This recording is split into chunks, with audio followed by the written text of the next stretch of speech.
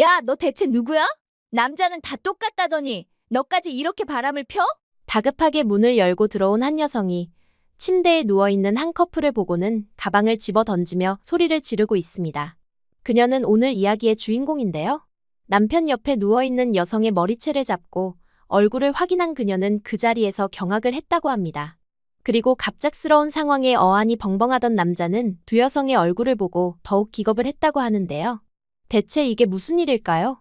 그녀의 이야기 한번 들어보시죠. 구독과 좋아요는 감동블라썸에 큰 힘이 됩니다. 안녕하세요. 저는 엘렌입니다. 프랑스 남부 리옹 근교의 작은 마을에서 태어난 저는 언제나 언니 마리와 함께였어요. 같은 날, 같은 시간에 태어났지만 저희는 정말 다른 사람이었습니다. 거울을 보듯 똑같은 얼굴을 가졌지만 마치 동전의 양면처럼 성격은 완전히 반대였어요. 마리는 태어날 때부터 활기찬 아이였습니다. 엄마가 자주 얘기해 주시던 말로는 마리가 먼저 태어나면서 울음소리가 너무 컸다고 해요. 반면 저는 조용히 따라 나왔다고 하시더라고요. 그때부터 이미 저희의 성격이 갈렸던 것 같습니다. 어린 시절 마리는 늘 동네 아이들 무리의 중심에 있었어요. 놀이터에서도 학교에서도 아이들은 마리 주위로 모여들었습니다. 밝고 웃음이 많은 마리는 누구와도 쉽게 친해졌고 어른들도 마리를 더 좋아하는 것 같았어요. 저는 그런 마리 곁에서 조용히 서 있는 편이었습니다. 학교에서도 마찬가지였어요. 선생님들은 항상 마리의 이름을 먼저 부르셨고 마리가 말썽을 피워도 활발한 아이네 라며 웃어넘기셨습니다. 저는 수업 시간에 손을 들어 발표를 해도 엘렌은 조용하지만 성실하구나 라는 평가만 받았어요. 칭찬인지 그냥 하는 말인지 구분이 안 되는 그런 말이었습니다. 집에서도 상황은 비슷했어요. 저녁 식사 시간에 아빠가 오늘 학교에서 뭐 했니? 라고 물어보시면 마리가 먼저 대답했습니다. 친구들과 놀았던 이야기, 체육 시간에 있었던 재미있는 일들을 신나게 얘기하는 마리를 보며 부모님은 웃으셨어요. 저도 이야기할 게 있었지만 마리의 이야기가 끝날 때쯤이면 이미 식사 시간이 끝나 있었습니다. 그래도 저는 공부만큼은 잘했어요. 수학이든 문학이든 항상 반에서 상위권이었고 시험 점수도 마리보다 훨씬 좋았습니다.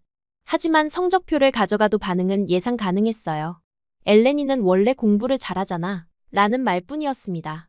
반면 마리가 평균 점수만 받아와도 마리야, 이번엔 많이 올랐네 라며 더 큰 관심을 보이셨어요. 초등학교 6학년 때였습니다. 저는 지역 수학 경시대회에서 2등을 했어요. 정말 열심히 준비했고 상장도 받았습니다. 그날 저녁, 제가 상장을 들고 집에 돌아왔을 때 부모님은 마리 때문에 바쁘셨어요. 마리가 학교에서 남자아이와 싸웠다는 전화를 받으셨거든요. 결국 제 상장은 냉장고 문에 조용히 붙여져 있었고 다음 날이면 장보기 목록에 가려져 있었습니다. 그때부터 저는 점점 제 방에서 보내는 시간이 많아졌어요. 책을 읽거나 일기를 쓰는 시간이 늘어갔습니다. 마리가 친구들과 시끄럽게 놀고 있을 때 저는 창문 너머로 그들을 바라보며 혼자만의 세계에 빠져 있었어요. 외롭긴 했지만 그곳에서만큼은 제가 주인공이었습니다. 중학교에 올라가면서 상황은 더욱 뚜렷해졌어요. 마리는 학교에서 인기 그룹에 속했고 주말마다 친구들과 어울려 나갔습니다. 저는 도서관에서 시간을 보내거나 집에서 혼자 공부하는 것을 택했어요. 성적은 여전히 좋았지만 그것만으로는 부모님의 진짜 관심을 끌기 어려웠습니다. 어느 날 마리가 남자친구를 데려왔을 때였어요. 부모님은 놀라셨지만 금세 그 남자아이를 반갑게 맞아주셨습니다. 저녁 식사에 초대하시고 마리의 연애 이야기에 관심을 보이셨어요. 저는 그 광경을 보며 복잡한 마음이었습니다. 제가 남자친구를 데려온다면 어떤 반응을 보이실까 궁금했지만 당시 저에게는 그런 관계 자체가 없었어요. 고등학교 진학을 앞두고 저희는 서로 다른 길을 선택했습니다. 마리는 예술 계열 고등학교를 택했고 저는 일반 인문계 고등학교로 진학했어요. 처음으로 저희가 다른 학교에 다니게 된 거였습니다. 이상하게도 그때부터 저는 조금씩 자유로워지는 느낌을 받았어요. 새로운 학교에서 저는 더 이상 마리의 쌍둥이 동생이 아니었습니다. 그냥 엘렌이었어요. 반 친구들은 제 성격을 있는 그대로 받아들여줬고 조용하지만 성실한 학생으로 인정받았습니다. 선생님들도 제 의견을 진지하게 들어주셨어요. 고등학교 2학년 때 저는 학급 부반장을 맡게 되었습니다. 처음으로 제가 무언가의 중심에 서게 된 순간이었어요. 친구들이 저를 믿고 일을 맡겨주는 것이 신기했습니다. 집에서 이 소식을 전했을 때 부모님은 놀라셨어요. 엘렌이가 그런 일을? 라는 반응이었지만 그래도 자랑스러워하시는 것 같았습니다. 고등학교 마지막 해, 저는 대학 진학을 위해 본격적으로 공부에 매진했어요. 목표는 리옹의 명문 대학교였습니다. 마리는 예술 분야로 진로를 정했고 저는 문학 전공을 꿈꾸고 있었어요. 드디어 저희만의 길을 걷게 되는 시점이었습니다. 수능 준비 기간 동안 저는 도서관에서 거의 살다시피 했어요. 새벽까지 공부하고 주말에도 쉬지 않았습니다. 마리는 그런 저를 보며 너무 무리하지 마 라고 걱정해주기도 했어요. 그때 처음으로 마리가 저를 진심으로 걱정하고 있다는 걸 느꼈습니다. 결과는 예상보다 좋았어요. 리옹 대학교 문학과에 합격했을 때 저는 정말 기뻤습니다. 부모님도 이번만큼은 진심으로 축하해 주셨어요. 엘레니가 이렇게 열심히 했구나 라며 자랑스러워하셨습니다. 마리도 진심으로 축하해줬고 그 순간 저는 처음으로 가족 안에서 인정받는 느낌을 받았어요. 대학에 입학한 후 제 인생은 완전히 달라졌습니다. 더 이상 마리의 그림자가 아니었어요. 새로운 환경에서 저는 제 자신을 찾아갔습니다. 문학 동아리에 가입했고 토론 수업에서 적극적으로 발언했어요. 교수님들은 제 의견을 높이 평가해 주셨고 동기들과도 깊이 있는 대화를 나눌 수 있었습니다. 특히 기억에 남는 건 첫 번째 학기 중간고사 결과였어요. 전공 과목에서 최고 점수를 받았을 때 교수님이 제 이름을 부르며 칭찬해 주셨습니다. 엘렌 학생의 에세이는 정말 인상적이었습니다. 라는 말을 들었을 때 가슴이 벅찼어요. 집에 전화해서 이 소식을 전했을 때 부모님의 목소리에서 진짜 기쁨이 느껴졌습니다. 2학년이 되면서 저는 더욱 적극적이 되었어요. 학회 활동도 시작했고 소규모 문학 세미나를 주도하기도 했습니다. 친구들 사이에서도 신뢰받는 존재가 되어갔어요. 조용하지만 깊이 있는 생각을 가진 사람으로 인정받았습니다.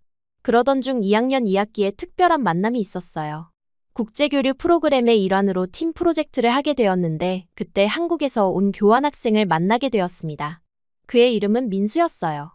첫 만남은 도서관이었습니다. 팀 프로젝트 미팅을 위해 모인 자리에서 민수를 처음 봤을 때 그는 조용히 앉아 있었어요. 다른 프랑스 남학생들과는 확실히 다른 분위기였습니다. 차분하고 신중해 보였어요.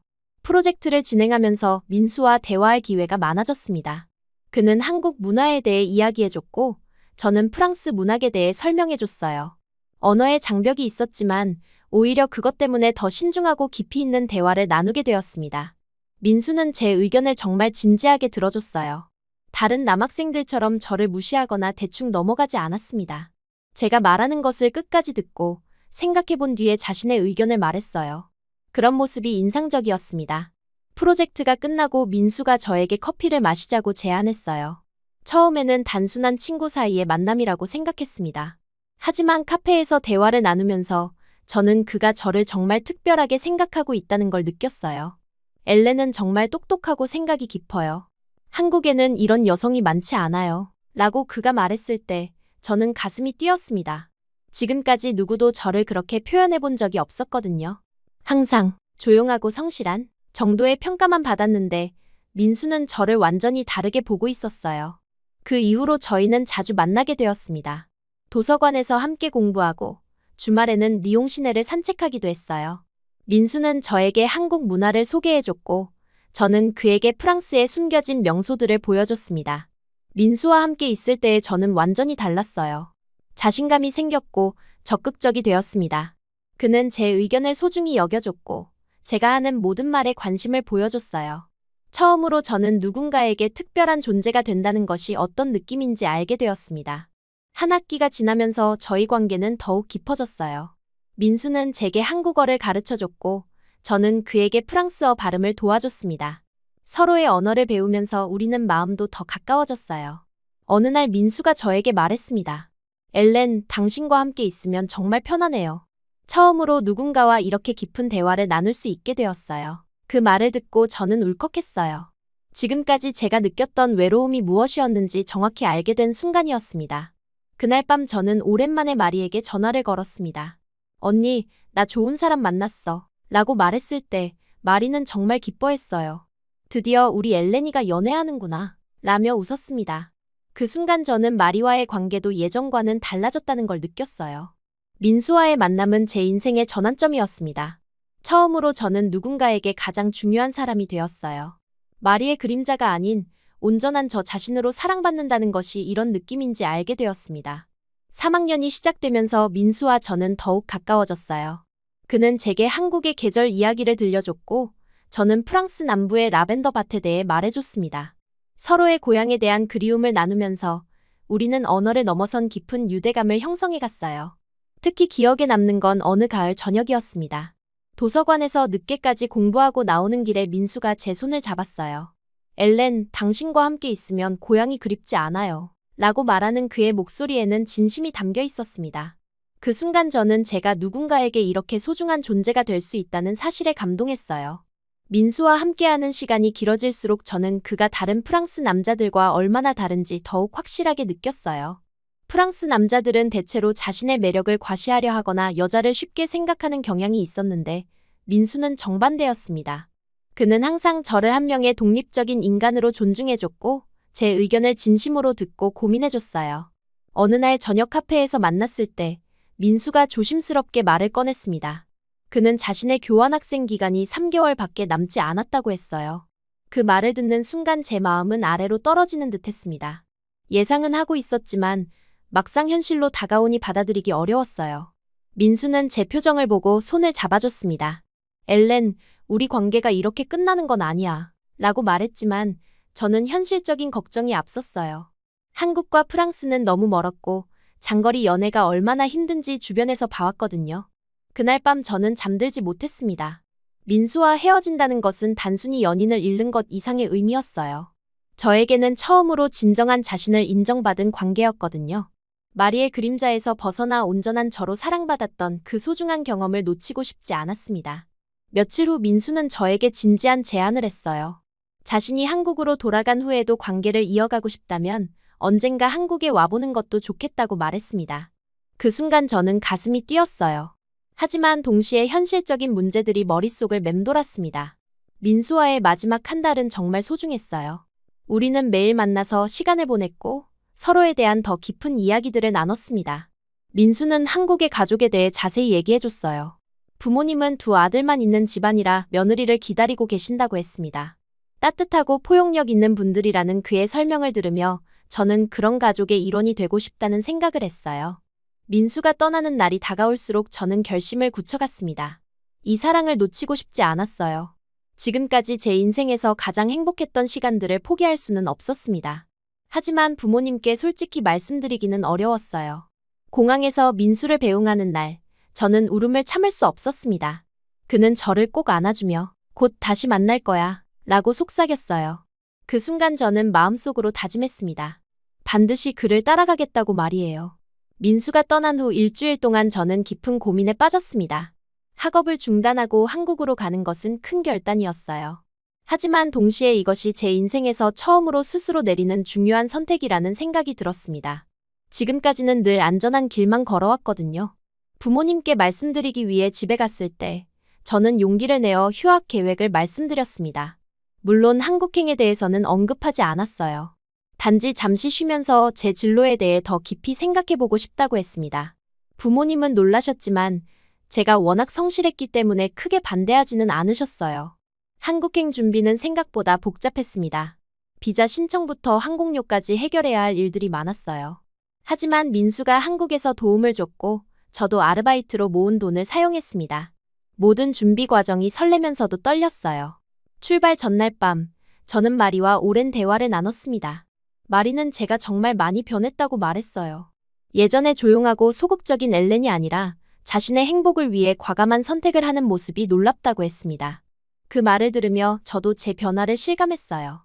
인천공항에 도착했을 때의 기분은 말로 표현하기 어려웠습니다. 설렘과 불안이 동시에 밀려왔어요. 민수가 마중 나와 있는 모습을 보았을 때 저는 정말 한국까지 왔다는 사실이 믿어지지 않았습니다. 그는 저를 보자마자 환한 미소를 지으며 달려와 안아줬어요. 서울로 가는 길에서 본 한국은 정말 새로웠습니다. 프랑스와는 완전히 다른 풍경이었어요. 높은 건물들과 복잡한 도로, 그리고 한글로 된 간판들이 신기했습니다. 민수는 제게 이것저것 설명해주며 한국 생활에 대해 미리 알려줬어요. 민수의 부모님을 처음 뵈었을 때 저는 정말 감동받았습니다. 두 분은 저를 마치 오랫동안 기다려온 딸처럼 반겨주셨어요. 어머니는 제 손을 잡으시며 우리 아들이 좋은 사람을 만났구나 라고 말씀하셨고 아버지는 조용히 미소 지으시며 고개를 끄덕여 주셨습니다. 아들만 둘이라서 딸 같은 존재를 항상 기다려왔어요. 라고 어머니가 말씀하셨을 때 저는 울컥했습니다. 프랑스에서는 마리의 그림자로 지내면서 진정한 가족의 관심을 받지 못했는데 여기서는 처음 만난 저를 이렇게 따뜻하게 받아주시는 거였어요. 첫 며칠은 관광객처럼 지냈습니다. 민수가 서울의 명소들을 보여줬고 한국 음식도 맛봤어요. 김치는 처음에 너무 매웠지만 점차 익숙해졌습니다. 한국어는 여전히 어려웠지만 민수와 시부모님이 천천히 가르쳐 주셨어요. 하지만 현실적인 문제들이 하나씩 드러나기 시작했습니다. 관광 비자로는 길게 머물 수 없었고 일을 할 수도 없었어요. 한 달이 지나면서 제 체류 기간도 얼마 남지 않았습니다. 어느 날 저녁 민수와 함께 한강을 걸으면서 이야기를 나누고 있었어요. 민수가 걱정스러운 표정으로 말했습니다. 엘렌, 비자 기간이 얼마 안 남았잖아. 어떻게 할 거야? 그 순간 저는 갑자기 뜨거운 충동이 일었어요. 이 사람과 헤어지고 싶지 않다는 마음, 한국에서 더 살고 싶다는 욕구, 그리고 지금까지 늘 안전한 선택만 해왔던 제 자신에 대한 답답함이 한꺼번에 밀려왔습니다. 민수야. 저는 갑자기 민수의 손을 잡고 그의 눈을 바라봤어요. 우리 결혼하자. 민수는 깜짝 놀라며 저를 바라봤습니다.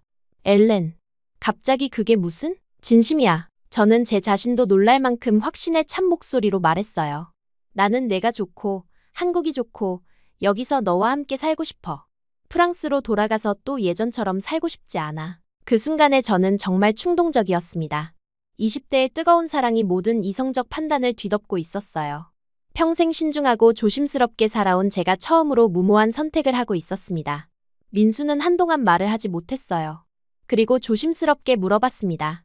정말 확신해? 가족들은 뭐라고 하실까? 나중에 설득할 수 있어. 저는 자신만만하게 대답했어요. 지금 생각해보면 정말 객기였습니다. 일단 우리가 행복하면 가족들도 이해해 주실 거야. 그날 밤 저희는 길게 대화를 나누었어요. 민수도 저와 함께하고 싶다고 했지만 동시에 걱정도 많았습니다. 너무 성급한 결정이 아니냐는 우려도 표현했어요. 하지만 저는 이미 마음을 정했어요. 민수야, 나는 지금까지 늘 안전한 길만 걸어왔어. 이번만큼은 내 마음이 시키는 대로 하고 싶어. 제 목소리에는 지금까지 느껴보지 못한 결연함이 있었습니다. 결국 민수도 제 마음을 받아들였어요. 사랑에 빠진 20몇 살의 청춘이 내린 과감한 결정이었습니다. 우리는 서로를 사랑했고 그 사랑이면 모든 것을 해결할 수 있다고 믿었어요. 민수의 부모님께 말씀드렸을 때도 저는 당당했습니다. 저희가 서로 사랑해요. 결혼하고 싶어요. 시부모님은 놀라셨지만 저의 진심을 느끼셨는지 반대하지는 않으셨어요. 그때 저는 정말 용감했습니다. 아니, 용감하다기보다는 무모했다고 해야 맞을 것 같아요. 사랑에 눈이 멀어서 현실적인 문제들을 제대로 고려하지 못했던 거죠. 프랑스 가족에게는 나중에 말씀드리기로 했어요. 일단 우리가 결혼하고 나서 기정사실로 만들면 부모님도 받아들이실 거야. 지금 생각해보면 정말 철없는 생각이었습니다. 하지만 그 순간에 저에게는 그것이 최선의 선택처럼 느껴졌어요. 처음으로 제 인생을 제가 결정하는 것 같았고 마리의 그림자에서 벗어나 온전한 저만의 선택을 하는 것 같았거든요. 혼인신고를 하러 가는 날, 저는 설렘과 동시에 약간의 두려움도 느꼈어요. 하지만 민수의 손을 잡고 있으니 용기가 났습니다. 우리가 사랑하면 다 될 거야. 라고 스스로를 다독였어요. 저는 그때 깨달았어요. 이것이 제 인생에서 처음으로 스스로 내리는 진짜 선택이라는 것을 말입니다.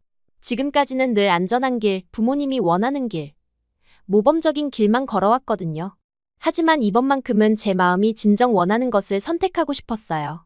결혼 후 본격적인 한국 생활이 시작되었습니다. 민수는 직장을 다니고 있었고 저는 집에서 한국어 공부를 하며 지냈어요. 시어머니는 저에게 한국 요리를 가르쳐 주셨고 시아버지는 한국 역사와 문화에 대해 설명해 주셨습니다. 하지만 현실적으로 생활비 문제가 있었어요. 민수 혼자 벌어서는 부족했고 저도 일을 해야 했습니다. 한국어가 부족했지만 프랑스어를 할 줄 안다는 것이 장점이 되어 작은 카페에서 아르바이트를 시작할 수 있었어요. 처음 카페에서 일하던 날, 저는 정말 어색했습니다.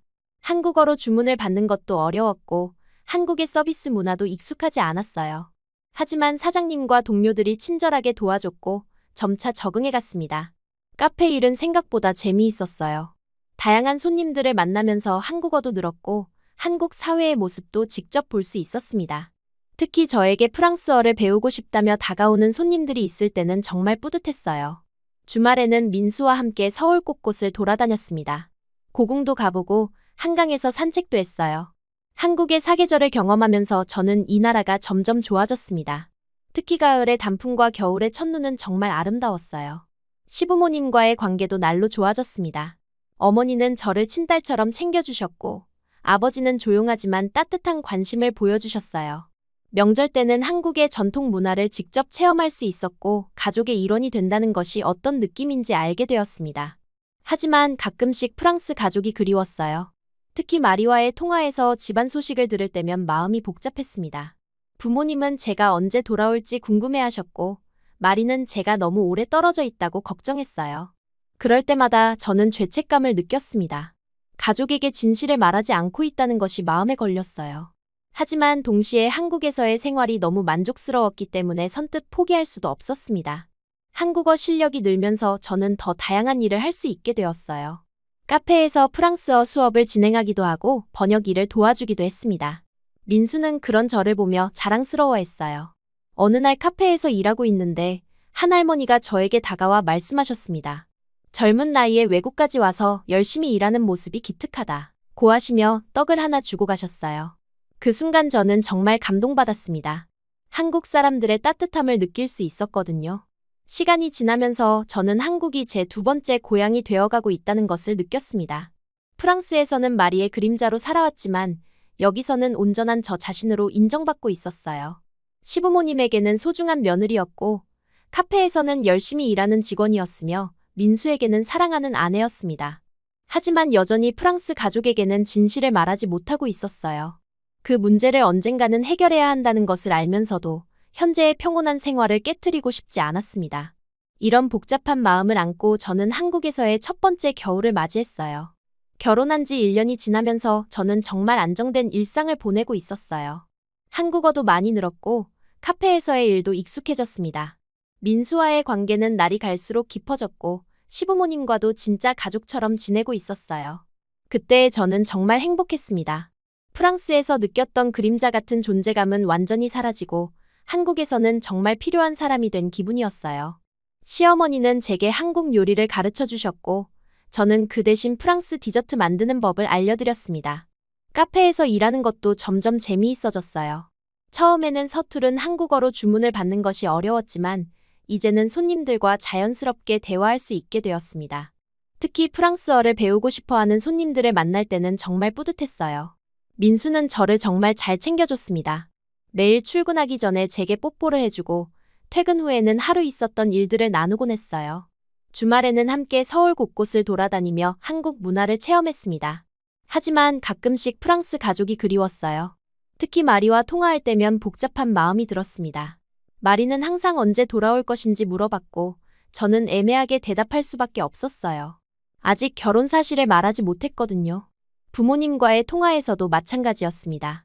안부를 묻는 부모님께 저는 한국에서 잘 지내고 있다는 말씀만 드릴 수 있었어요. 언제까지 이렇게 숨길 수는 없다는 생각이 들었지만 막상 진실을 말하기는 어려웠습니다. 그런 복잡한 마음을 안고 있던 어느 날이었어요. 그날도 평범한 하루처럼 시작되었습니다. 아침에는 시어머니와 함께 장을 보러 갔고 오후에는 카페에서 일했어요. 민수는 회사 동료들과 회식이 있다고 미리 말해뒀습니다. 카페에서는 그날도 평소와 다름없이 바쁜 하루였어요. 아침부터 단골 할아버지가 오셔서 평소처럼 아메리카노 한 잔을 주문하셨습니다. 그분은 항상 창가 자리에 앉아서 신문을 읽으시며 1시간 정도 머무르시곤 했어요. 저는 그분께 오늘도 좋은 하루 되세요 라고 인사드렸고 할아버지는 따뜻한 미소로 답해주셨습니다. 점심시간에는 근처 회사에서 일하는 직장인들이 몰려들었어요. 테이크아웃 주문이 특히 많았는데 저는 빠르게 주문을 받고 음료를 준비했습니다. 그 중에서도 자주 오시는 김대리님은 항상 카페라떼를 주문하시며 오늘도 맛있게 부탁해요 라고 말씀하셨어요. 그날따라 저녁에 아르바이트하는 학생이 빵구를 내는 바람에 저녁 10시가 되어서야 카페 일을 마칠 수 있었어요. 마지막 손님을 배웅하고 나서 카운터를 정리하고 원두통을 정돈했습니다. 내일 사용할 컵들도 미리 준비해두고 바닥도 깨끗이 닦았어요. 카페 사장님은 항상 제가 꼼꼼하게 정리하는 모습을 칭찬해 주셨습니다. 엘렌 씨, 오늘도 고생했어요. 내일 봐요. 사장님과 인사를 나누고 카페를 나서는 길은 언제나 뿌듯했어요. 하루 종일 많은 사람들과 소통하고 제가 가진 프랑스 문화를 나눌 수 있어서 정말 만족스러웠습니다. 카페에서 지하철역까지 가는 길에는 작은 상점들이 늘어서 있었어요. 떡볶이 가게에서 나오는 매콤한 냄새, 붕어빵 가게의 달콤한 향기가 섞여 있었습니다. 처음 한국에 왔을 때는 이런 냄새들이 낯설었는데 이제는 정말 익숙하고 정겨웠어요. 지하철역에 도착해서 카드를 찍고 플랫폼으로 내려갔어요. 퇴근 시간이라 사람들이 많았지만 저는 이런 분주한 분위기도 좋아했습니다. 한국 사람들의 에너지가 느껴졌거든요. 지하철을 기다리면서 오늘 만났던 할머니 이야기를 떠올렸어요. 지하철이 들어오고 저는 좌석에 앉아서 창밖을 바라봤습니다. 어둠이 내린 서울의 풍경은 정말 아름다웠어요. 빌딩들의 불빛이 하나씩 켜지면서 도시 전체가 반짝이고 있었습니다. 이 도시에서 1년 넘게 살고 있지만 여전히 감탄스러웠어요. 핸드폰으로 한국 음악을 들으면서 집까지의 여행을 즐겼습니다. 요즘 좋아하는 발라드 곡이 흘러나왔는데